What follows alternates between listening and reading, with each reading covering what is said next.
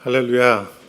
예, 여러분을 주님의 이름으로 환영합니다. 우리 옆에 분들에게 좀 축복하시면서 얘기하시겠습니까? 잘 오셨습니다. 이렇게 좀.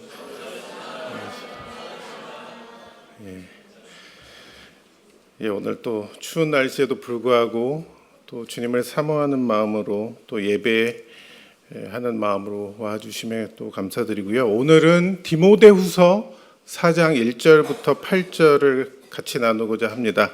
마지막 당부라는 제목으로 사도 바울의 그 사역 끝에 부분인데 고별사와 같은 그런 이야기입니다. 디모데후서 4장 1절부터 8절까지 다 같이 한 목소리로 합독하겠습니다. 시작. 하나님 앞과 살아있는 자 죽은 자를 심판하실 그가 나타나실 것과 그의 나라를 두고 엄히 명하노니 너는 말씀을 전파하라. 때를 얻든지 못 얻든지 항상 힘써 범사의 오래 참음과 가르침으로 경계하며 권하라. 그가 이르더니 사람이 바른 교훈을 받지 않으며 내가 가려워서 자기의 사욕을 따를 스승을 많이 두고 또 그 귀를 진리에서 돌이켜 허탄한 이야기를 따르리라. 그러나 모든 일에 신중하여 고난을 받으며 전도자의 일을 하며 내 직무를 다하라. 현재와 같이 내가 벌써 부어지고 나의 떠날 시각이 가까웠도다. 나는 선한 싸움을 싸우고 나의 달려갈 길을 마치고 믿음을 지켰으니 이제 후로는 나를 위하여 의의 면류관이 예비되었으므로 주 곧 의로우신 재판장 그날에 내게 주실 것이 내게만 아니라 아멘. 예, 방금 읽은 디모데후서 4장 1절에서 8절 이 말씀이 목회서신 중에서 또 제일 마지막에 있는 디모데후서에 있는 그런 부분입니다. 사도 바울이 13개의 서신서를 썼는데 그 중에서 이 목회서신 디모데전서 그리고 디도서, 디모데후서 이게 제일 마지막 부분에 이제 쓴 편지인데요. 그 중에서도 디모데후서는 제일 마지막에 쓴 편지입니다. 사도 바울이 두 번이나 옥에 갇히게 됐어요. 첫 번째 로마에 옥에 갇혔을 때는 약간 새빵살이 같이 가택연금 같이 지금 생각하면 그렇게 힘들어 보이지 않는 것 같은 그런 감옥 생활이었다고 하면은 두 번째는 죽음을 앞두고 쇠고랑 차고 되게 이제 일반 죄수들과 같이 굉장히 어려운 상황 가운데 이제 그 죽을 날을 기다리고 있었던 상황이죠. 그래서 그 5년의 생활에 그 안에 이제 이 목회서신을 썼는데요. 그 순서대로는 디모데전서, 디도서, 디모데후서 이렇게 썼습니다.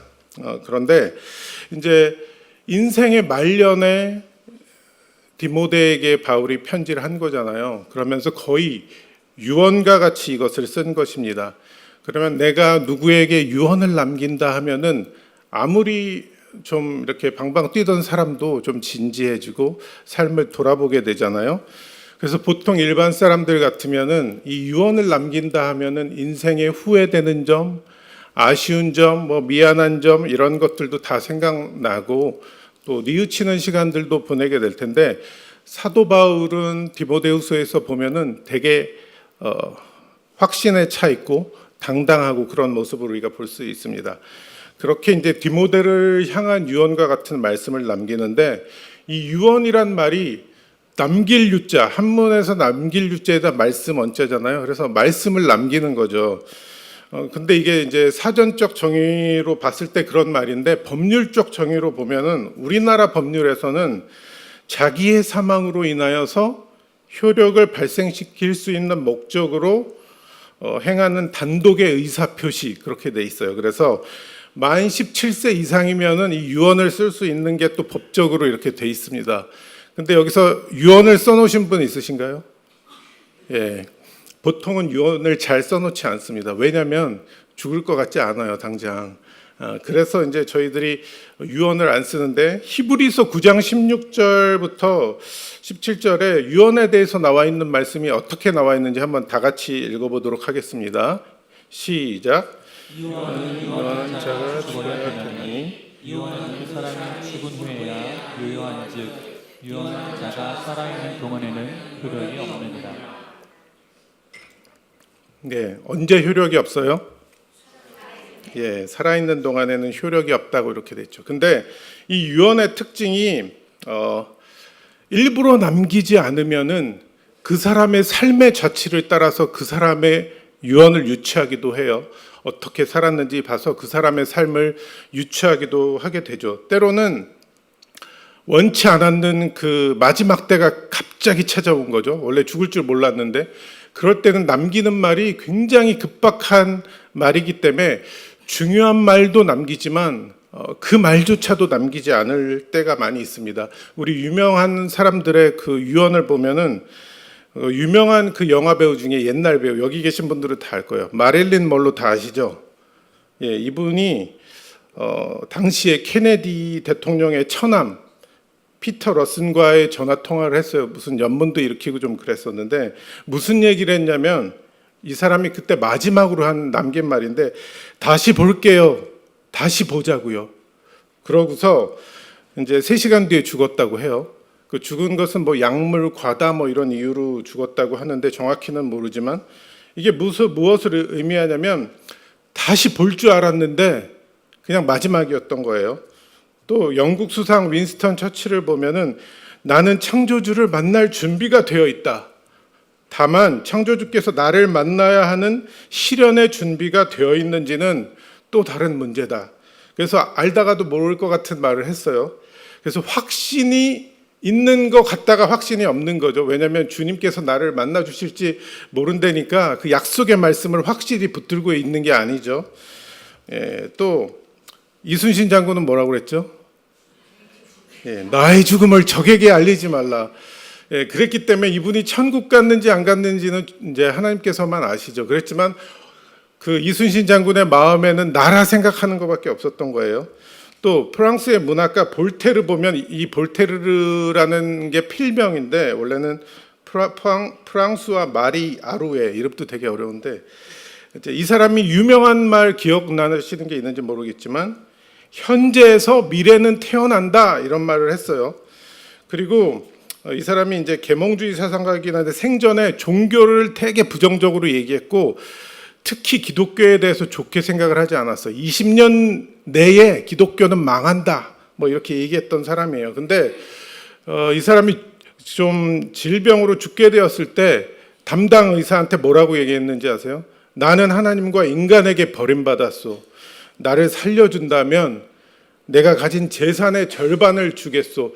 그렇게 욕하던 막 기독교나 하나님에 대해서 이제는 죽음을 직면했을 때 살고자 재산을 반이라도 줘서 내가 생명을 연장시킬 수만 있다면 그렇게 하겠다고 앞에서 당당했던 것은 다 사라지고 두려움 가운데 쌓여 있는 모습을 볼 수 있었죠. 또 우리가 잘 아는 다이애나 왕세자비는 이제 프랑스로 가서 갑자기 교통사고로 죽은 걸 우리가 다 알죠. 근데 프랑스 소방대원한테 뭐라고 했냐면 무슨 일이 일어난 거죠?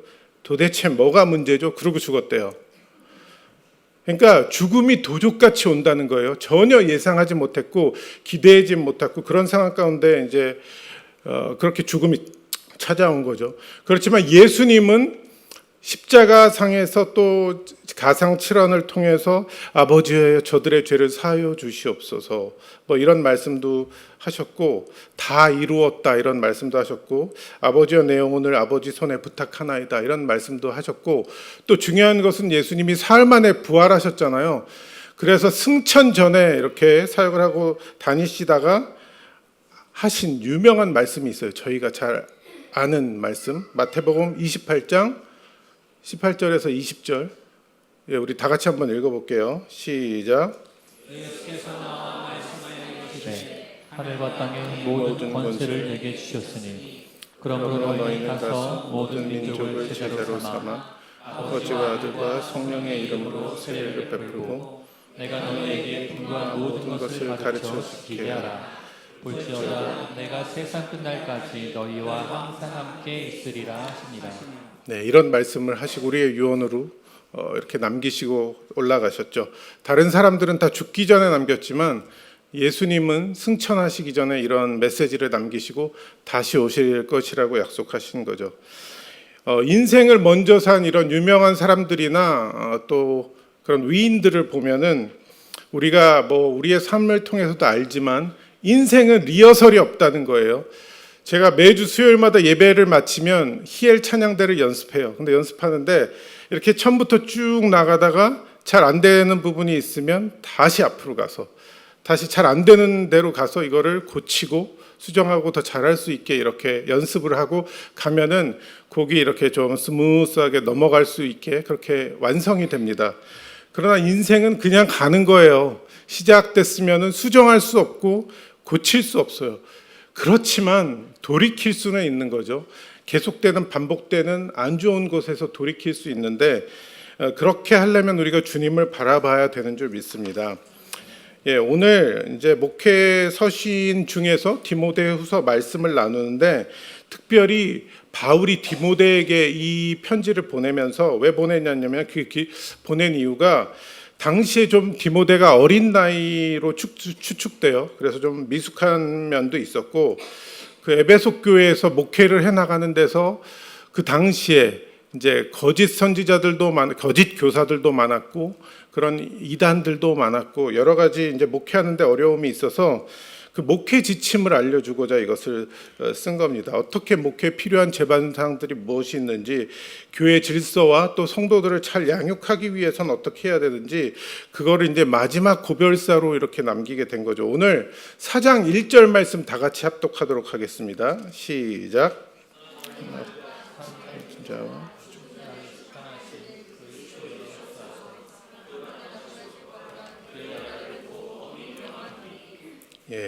마지막에 보면 엄히 명하노니 그래서 아주 엄숙히 강조하고 있어요. 이게 바울의 명령이에요. 하나님과 예수 그리스도 앞에서 하는 그런 명령입니다. 그러면서 무엇을 강조했냐면 예수 그리스도의 부활, 다시 오심과 하나님 나라를 강조하고 있어요. 그래서 기대감을 갖고 기다리면서 준비해야 한다는 거죠. 세상의 메시지는 이런 게 많아요. 사람의 동의를 구하고자 좀 비유를 맞춥니다. 좋아할 만한 얘기를 하는데 성경의 메시지는 이렇게 비유를 맞추지 않아요. 이렇게 명령으로 얘기하는 게 되게 많아요. 필요하기 때문에. 그래서 그런 유명한 문구가 있죠. 귀 있는 자는 들으라. 이런 말씀 많이 들어보셨죠? 귀 없는 사람이 세상에 어디 있겠어요. 다 귀가 있는데 이제 들으라는 경고의 말씀이죠. 왜냐하면 심판이 가까이 왔다는 거예요. 마지막 때가 가까이 왔다는 거예요. 이런 데서 무슨 체면 차리고 이렇게 배려하면서 얘기를 하지 않는다는 거죠. 급하기 때문에. 때로는 이제 어떤 난파된 선이 어렵게 가다 가라앉을 때 다 물에 빠졌다면은 이제 구조선이 와서 그 라이프 자켓 그걸 던져주죠. 그 다음에 튜브도 던져주고 막 던져주는데 그 던지는 거에서 머리에 맞았다고 기분 나빠가지고 난 이거 필요 없어. 그리고 안 살래 그러는 사람 있겠어요?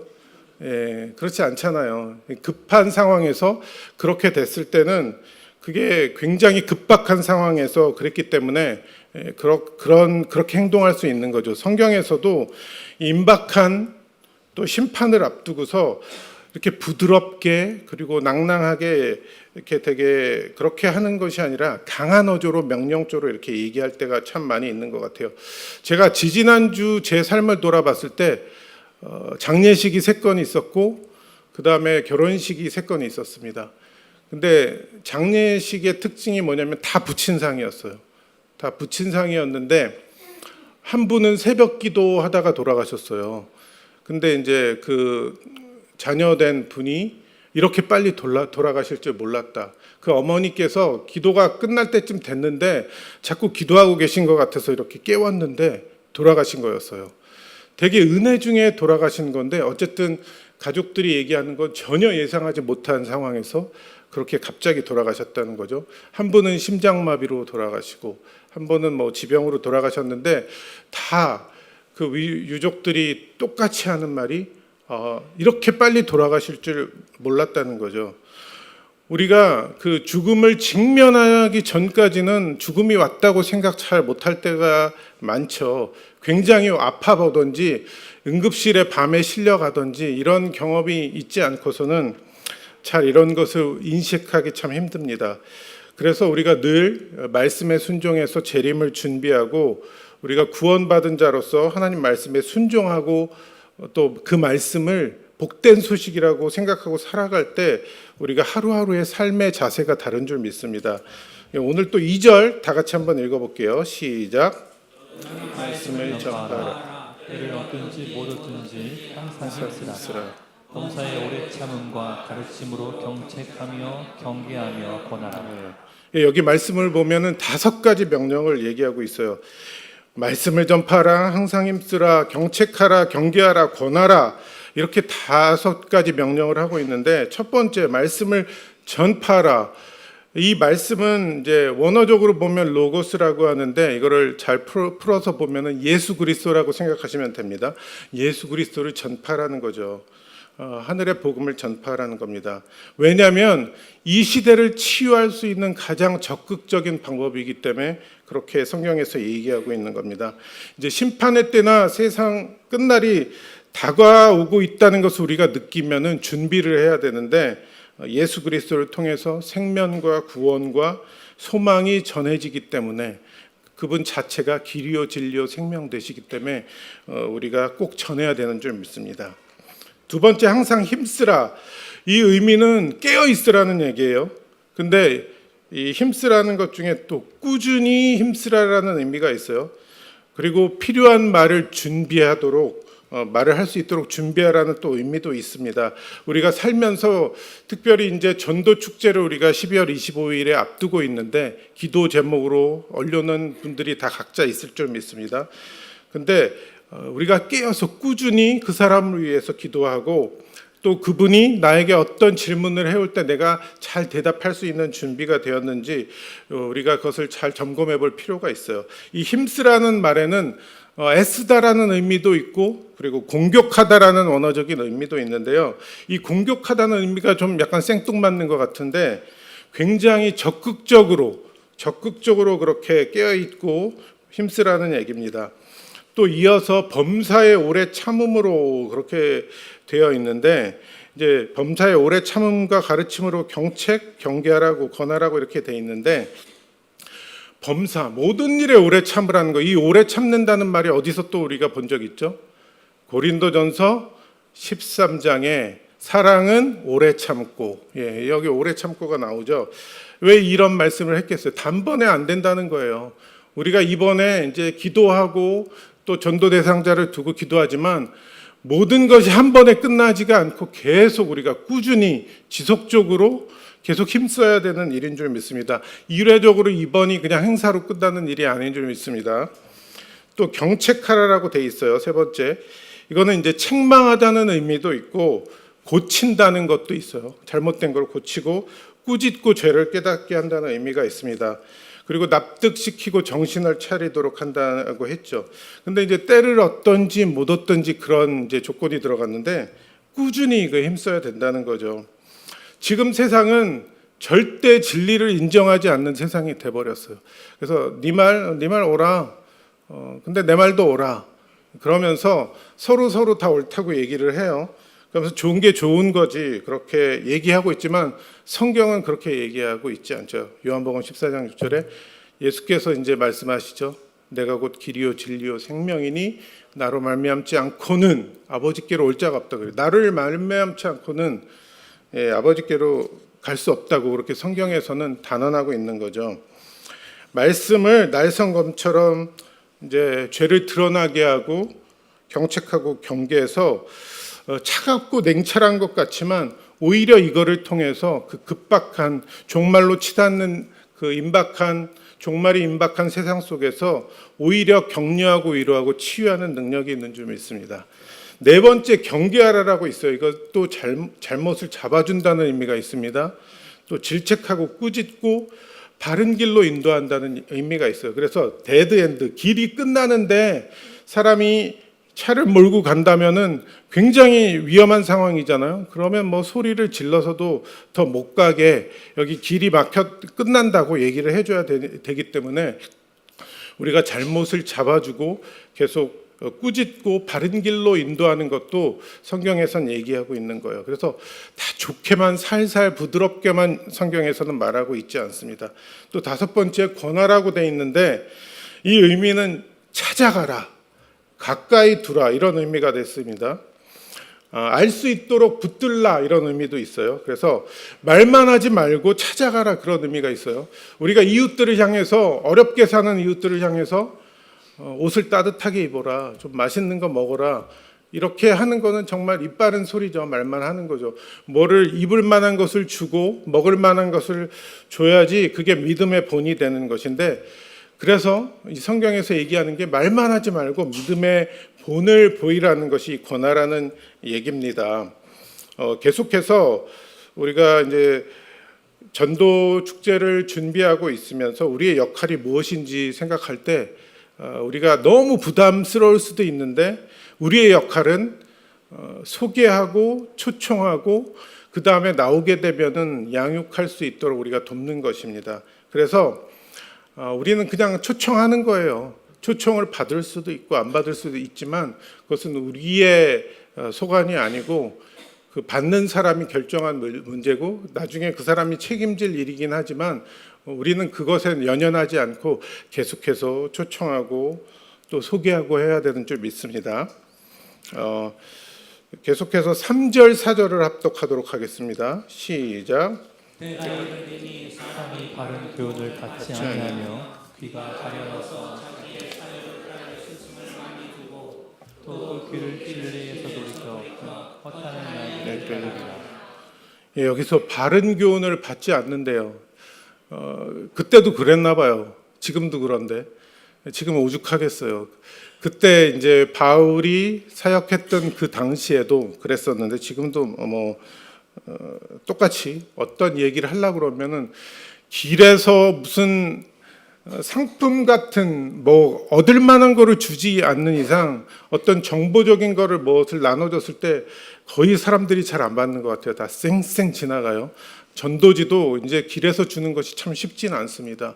그럼에도 불구하고 이제 때와 방법을 가리지 않고 할 수 있는 거를 다 해야 되긴 하지만 이제 세상이 그렇다는 것을 성경이 말씀하고 있는 거죠. 그리고 마음에 드는 그 선생들만 찾아요. 귀를 이제 즐겁게 하는 거죠. 귀가 가려워서 자기의 사역을 따를 스승을 많이 둔다고 했어요. 입 바른 소리하는 선생님들 우리가 찾아다닌다는 거예요. 여기서 의미하는 게 거짓 교사들이 그렇다는 거예요. 귀에 좋은 소리, 괜찮다, 괜찮다, 기다려라, 기다려라, 이젠 됐다, 됐다, 좋은 소리만 한다는 거죠. 물론 그런 말이 필요할 때도 있지만 성경에서는 경고의 메시지를 날릴 때도 많이 있거든요.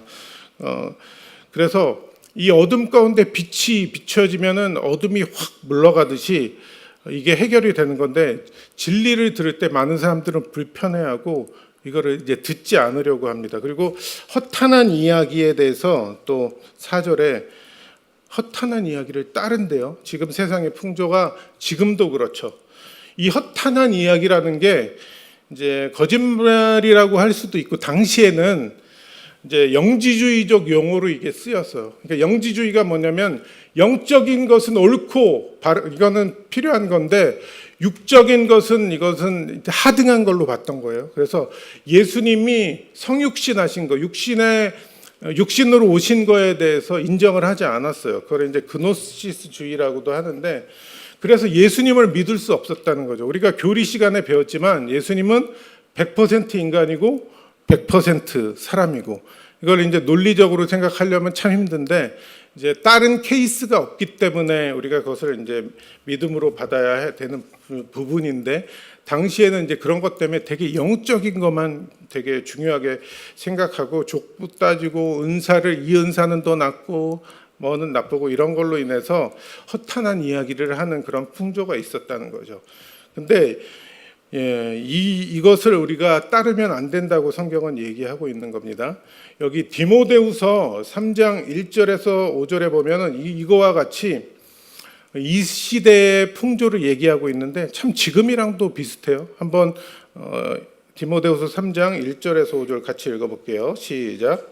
너는 이것을 알라. 말세에 고통할 때가 이르러 사람들이 자기를 사랑하며 돈을 사랑하며 자랑하며 교만하며 비방하며 부모를 거역하며 감사하지 아니하며 거룩하지 아니하며 무정하며 원통함을 풀지 아니하며 모함하며 절제하지 아니하며 사랑하며 선한 것을 좋아하지 아니하며 배신하며 조급하며 장난하며 쾌락을 사랑하기를 하나님 사랑하는 것보다 더하며 경건의 모양이 있으나 경건의 능력은 부인하니 이 같은 자들에게서 내가 돌아서라. 이 같은 자들에게서 내가 돌아서라. 예, 돌아서라고 얘기하고 있어요. 지금도 많이 있잖아요. 뭐 남의 얘기 같지만 내 얘기가 될 수도 있고, 만약에 이런 것이 나에게 자주 속하는 것이 있다면 여기서부터 떠나고 돌아서야 되는 줄 믿습니다. 예, 5절에도 계속 보면 네 가지 권면이 연속으로 나오고 있어요. 우리 5절 같이 합독하겠습니다. 시작. 그러나 디모데후서 4장 5절로 읽겠습니다. 본문으로 돌아가서 시작. 그러다 너는 모든 일에 신중하여 고난을 받으며 전도자의 일을 하며 내 직무를 다하라. 여기 네 가지 권면이 나오는데 뭘로 시작되냐면 그러나 이렇게 이어지고 있습니다. 그러니까 세상 풍조가 이런데 이런 거에 대한 답인 거예요. 그래서 네 가지 신중하라, 고난을 받으라, 전도자의 일을 해라, 뭐 이런 것들이 나오는데 처음에 신중하라, 이거는 술에 취하지 않게 하라, 그런 원어적인 의미가 있어요. 신중하라는 의미가 정신을 차리라는 거예요. 바른 정신을 가지라는 거예요. 저희 교회도 뭐 바른 신앙 이런 것을 얘기하고 바른 양육 뭐 이런 걸 얘기하는데 바른 정신을 또 가지라는 거죠. 분별해서 살아라는 얘기입니다. 또 고난을 받으라고 얘기하고 있습니다. 낙심하는 일이 많겠지만, 왜냐하면 고난은 다 싫어하잖아요.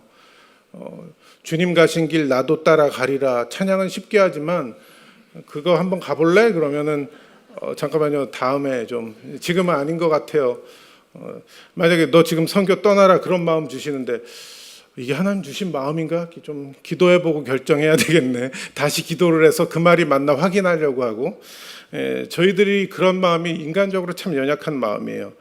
근데 이것이 오히려 고난을 받는 이유가 그것이 연단이 되어서 나를 더 하나님을 잘 섬길 수 있게 강하게 한다고 성경은 얘기하고 있는 것이죠. 그래서 선으로 악을 이기고 오히려 세상의 풍조를 마치 연어가 그 물을 거슬러 올라가듯이 그렇게 거슬러 가라는 게 이제 세상 풍조를 믿음으로 거슬러 가라는 그런 의미를 고난을 받으라고 얘기하고 계십니다. 또 전도자의 일을 하라 이렇게 얘기하고 있어요. 뭐 저희가 이제 전도 축제도 준비하고 있지만 복음을 전하는 일에 힘쓰는 것인데 마태복음 18장 12절에 보면은 길 잃은 한 마리의 양에 대해서, 한 영혼에 대해서 예수님이 얼마나 귀하게 여기시고 계시는지 나와 있어요. 다 99마리를 이렇게 놔두고 그 한 마리를 찾아서 나서는 그 예수님을 보면서 우리가 그 한 영혼, 우리 가족 중에 안 믿는 그 한 사람을 위해서 깨어서 기도하고 새벽에도 기도하고 릴레이 기도를 통해서도 기도하고 목장에서도 기도하고 그렇게 기도할 때 주님이 들으시는 줄 믿습니다. 누가복음 15장 10절에도 잃은 드라크마를 찾은 여인의 비유가 나와 있어요. 여기 한번 다 같이 읽어볼게요. 시작. 내가 너희에게 이르노니 이와 같이 죄인을 회개하면 하나님의 사자들 앞에 기쁨이 되느니라. 죄인 한 사람이 회개하면 하나님의 사자들 앞에 기쁨이 되느니라. 이렇게 한 영혼이 돌아오는 것을 주님께서 정말 기뻐하신다는 거예요. 그래서 나는 이번에 전도축제에 초대할 사람이 한 사람밖에 없어, 그걸로 너무 실망하지 마시고, 또 없다고 실망하지 마시고 옆에 분들 위해서도 같이 기도해 줄 수 있고, 또 내 삶을 계속 돌아보면서 또 전도 대상자를 찾는다면은 하나님께서 보여주실 거예요. 그래서 같이 기도할 수 있게 되리라고 믿습니다. 6절에서 8절을 보면 사도 바울의 간증이 나오는데 한번 6절에서 8절 같이 합독하도록 하겠습니다. 시작. 전제와 같이 내가 벌써 구워지고 나의 떠날 시각이 가까웠도다.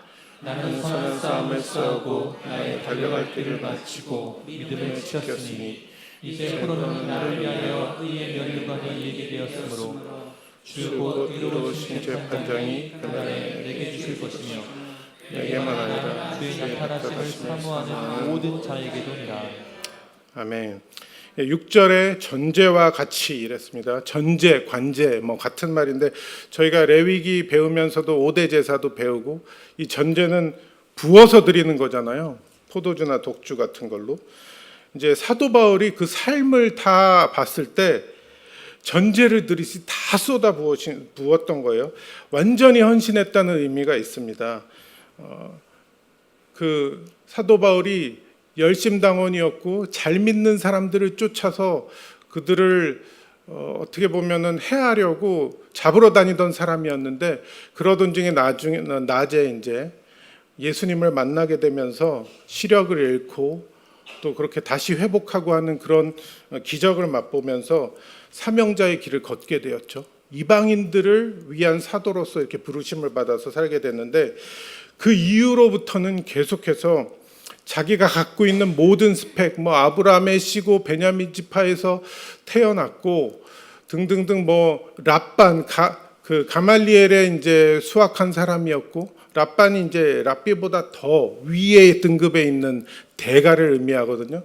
그런 데서 지금 하버드 대학을 나온 것처럼 그런 아주 훌륭한 교육을 다 받고 유대 교회도 능통하고 유대 정통에도 능통하고 그런 사람이었고 그 기독교인들을 잡으러 다녔는데 그것을 다 이제 쓰레기로 여기고서 배설물로 여기고서 오직 주님의 길만 따랐던 거죠. 그러면서 앞으로 그 길을 달려갈 디모데에게 이 디모데후서에서 얘기하는 거죠. 하나님의 백성들에게 유언을 남긴 것이 이것입니다. 나는 선한 싸움을 싸우고 나의 달려갈 길을 마치고 믿음을 지켰으니.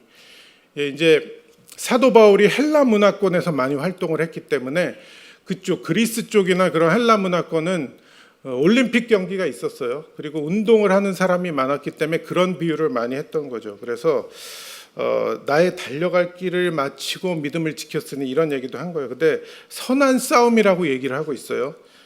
세상에 속한 사람들, 우리 친지나 가족이나 지인들이나 이런 사람들을 죽게로 돌아오는 게 쉬운 일이 아니라는 거예요. 영적 싸움이라는 거예요. 선한 싸움이라는 거예요. 단번에 잘 되는 게 아니에요. 사망을 향해 달려가는 자들에게 생명으로 인도하는 것이 너무나도 쉽지 않기 때문에 영적 전쟁이다. 영적 싸움을 싸우라고 얘기하는 거예요. 만약에 이제 저희가 전도 축제를 위해서 기도하고 있는 분들이 있는데 점점 그날이 가까우면 가까울수록 영적 전쟁이 일어나고 있음을 느낄 거예요. 갑자기 일이 생겨서 나온다고 그랬는데 다시 못 나올 것 같다 그러고 핑계를 계속 대기도 하고 여러 가지 일들이 발생합니다. 그럼에도 불구하고 계속해서 기도해야 돼요. 영적 전쟁을 해야 돼요. 이 일이 선한 싸움이고 쉽지 않다고 얘기하고 있는 겁니다. 그리고 달려갈 길을 마치고 이런 얘기를 했는데 이 삶이 마치 단거리처럼 짧은 여정이 아니라는 거예요. 마라톤처럼 아주 긴 여정이에요. 그래서 이걸 하다가 그만두면은 의미가 없다는 거예요. 끝까지 그 사명이 고난의 길이고 어려운 길이고 그렇지만 믿음을 지켜나가면서 완주해야 된다고 얘기하고 있습니다. 그래서 우리가 사도 바울처럼 마지막에 인생을 마무리하면서 나도 나의 달려갈 길을 다 달려온 것 같구나 이런 고백을 할 수 있으면 얼마나 좋을까요? 그렇게 고백할 수 있는 저와 여러분 되시기 바랍니다. 8절에서도 이제 의의 면류관이 예비되었다고 해요. 이것은 무엇이냐면 하나님과 함께 동행한 인생, 주를 위해서 살아온 인생에게 상으로 주시는 그 표시입니다. 근데 이 상을 주시는 분이 의로운 재판장이래요. 의로운 재판장은 무엇이냐면 좌로나 우로나 치우치지 않고 누구에게 원망 들을 소리를 전혀 하지 않고 아주 공의와 정의로 공평으로 이렇게 이것을 결정해서 알려주실 분이라는 거예요. 그분이 주시는 의의 면류관은 되게 합당한 거죠.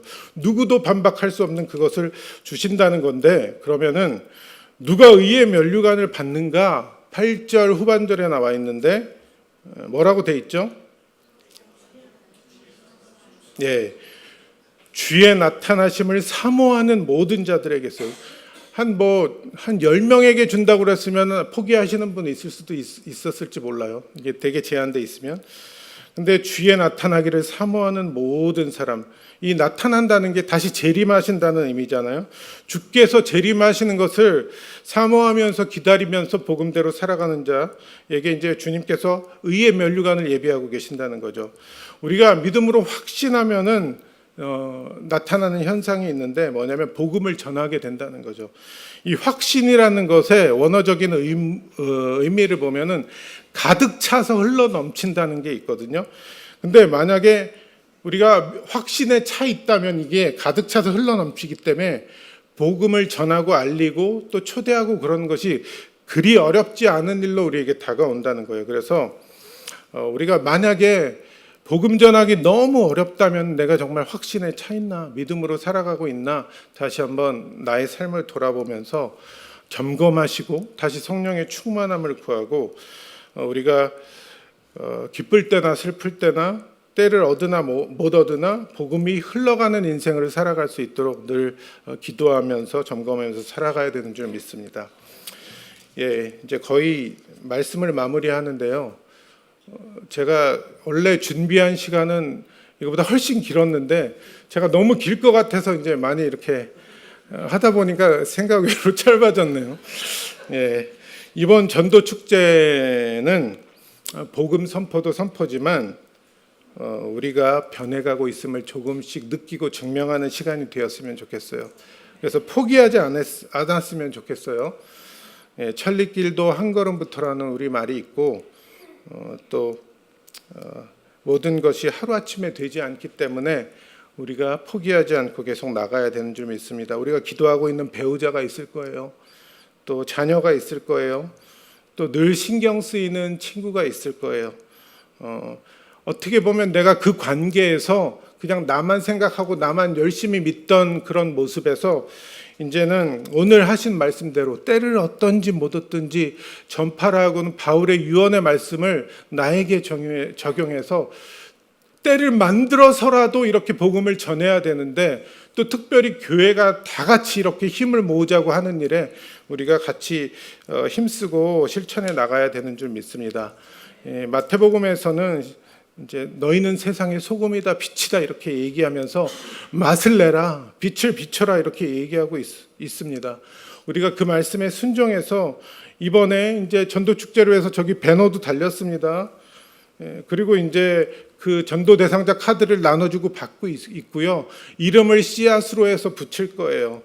그래서 이것이 얼마나 거룩하고 선한 목적으로 하나님이 기뻐하시는 일들로 우리가 채워져 가든지 우리가 보게 될 거예요. 이거는 우리가 릴레이 금식 기도도 하고 여러 가지 하지만 서로 목장끼리 경쟁을 붙이고자 하는 게 아니에요. 한 영혼이 얼마나 소중한지 우리가 깨닫고서 그것을 이름을 지나가면서 볼 때마다 내가 대상자로 삼은 사람을 위해서 기도하고 또 내 목장에 다른 사람이 올린 사람을 위해서도 기도하며 함께 기도하자고 하는 것입니다. 우리가 기억하고 기도하기 위해서 저렇게 배너도 붙이고 이제 앞으로 팻말 씨앗도 붙이고 할 건데 우리가 그것에 계속 한 마음으로 기도했으면 좋겠습니다. 이런 말이 있어요. 내가 일하면 내가 일하는 것이지만 내가 기도하면 하나님께서 일하신다. 그런 말이 있어요. 내가 일하면 그냥 내가 일하는 거지만 내가 기도하면 하나님께서 일하신다는 거죠. 부담감을 느낄 때마다 우리가 기도했으면 좋겠습니다.